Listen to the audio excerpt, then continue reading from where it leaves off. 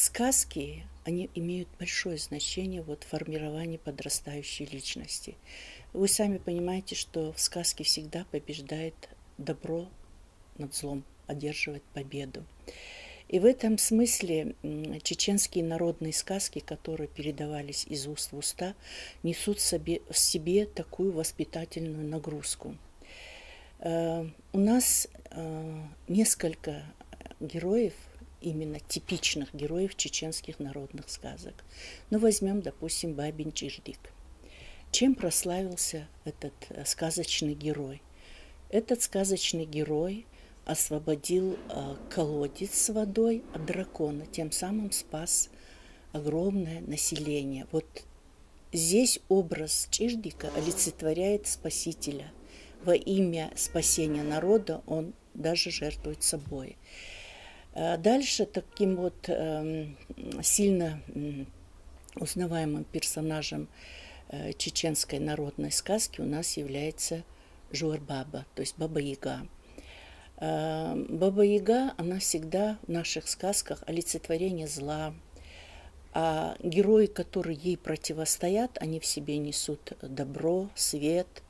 В частности, Нохчи-Турпал, Турпал-Нохчо. Вот этот герой сказочный, который мы часто встречаем в чеченских народных сказках, он побеждает зло, освобождает захваченных, помогает обездоленным. То есть он спаситель. В тот момент, когда отсутствует вот эта вот опасность жизни, он в жизни остается прекрасным музыкантом, скрипачом. Это человек всесторонне развитый. И что подкупает вот в наших сказках чеченских, там наряду с героическими поступками героев еще прослеживается вот такой чисто человеческий момент, вот его эстетический вид, его такая вот направленность на воспитание прекрасного. Вот герой Нохчи-Турпал, он всегда олицетворяет две вещи: героизм, красоту, талант. Он в обыденной жизни и музыкант, он прекрасно играет дечикпон, дурдя. А в минуты, когда наступает смертельная опасность, он становится воином и защитником. Еще у нас персонаж такой, олицетворяющий вот во всех народных сказках есть принцесса прекрасная, Золушка и так далее. В нашем случае, в нашем чеченском фольклоре такое олицетворение собой несет Мялх-Азни. Это прекрасная девушка, олицетворение красоты, доброты, преданности, верности. И когда мы создавали проект чеченских народных сказок на программе Генгли, у нас Мялх-Азни, Чиждик – это были ведущие герои, поскольку Чиждик олицетворял собой вот, мужскую часть, а Мялх-Азни олицетворяла нежную, прекрасную женскую часть. И поэтому эти герои всегда в устном народном творчестве чеченцев присутствовали. Естественно, для того, чтобы создать полную, завершенную сказку народную, всегда там должны присутствовать и злые силы. Злые силы олицетворяли собой Ешеп, это колдунья, если перевести Эрсимата. Жуар-баба – это Баба-Яга. Это герои, наделенные сверхнечистыми силами, которые всегда в сказке несут вот такую вот, ну скажем так, угнетающую часть, подавляющую часть добра. А герои, такие как Чиждик, Мялх-Азни, Турпал, Нохчо, это люди, которые борются с этим злом и являются истинно народными героями в наших чеченских народных сказках. Раньше, вот сколько у меня бабушка прожила, 113 лет, она рассказывала, что детям раньше всегда мамы практиковали вот рассказы чеченских народных сказок. Обязательно эта сказка должна была состоять из двух частей. Вначале зло, страх, такой, знаете, обреченность, и вдруг потом уже концовка сказки – это свет, это освобождение героев, победа, торжества справедливости над злом. И как бабушка рассказывала, в результате вот таких сказок вот дети росли, и на улицах слышны были вот эти же герои. Вот в нашем случае, вот сейчас, да, у нас доминируют персонажи американских мультиков и так далее.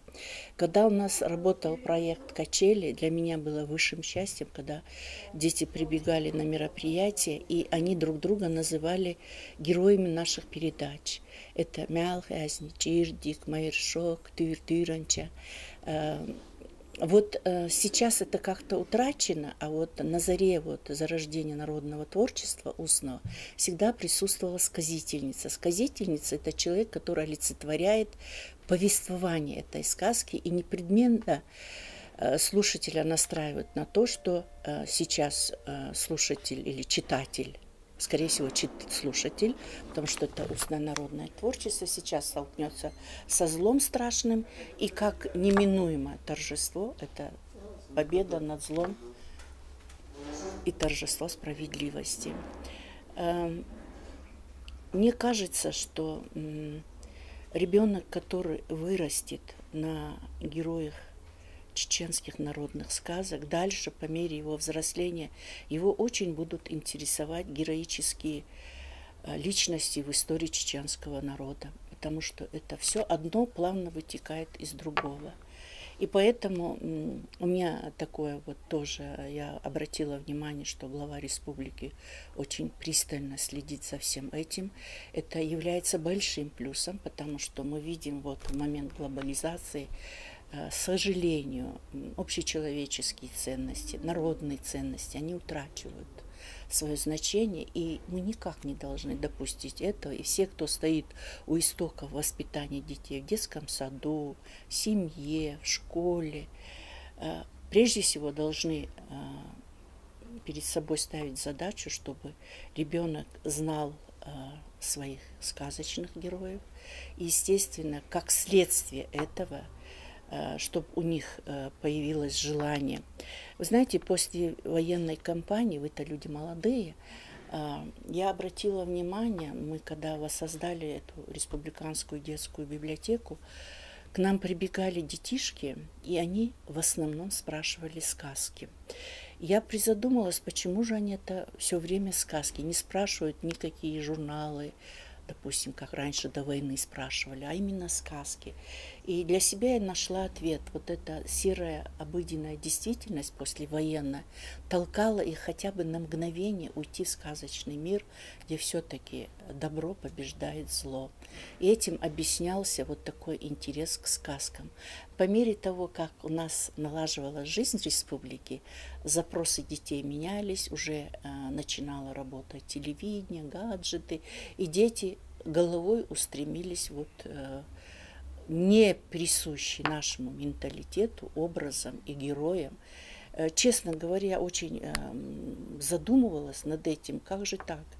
Американцы, которые не имеют, единственный народ в мире, который не имеет своих народных сказок, это объясняется тем, что Америка – это государство, куда съезжались, когда образовывалась Америка, туда съезжали люди с разных континентов. В общем, у них нет единого народа, это соединение, совокупность разных национальностей. У этих народов есть свои сказки, а понятия американские народные сказки таких нету.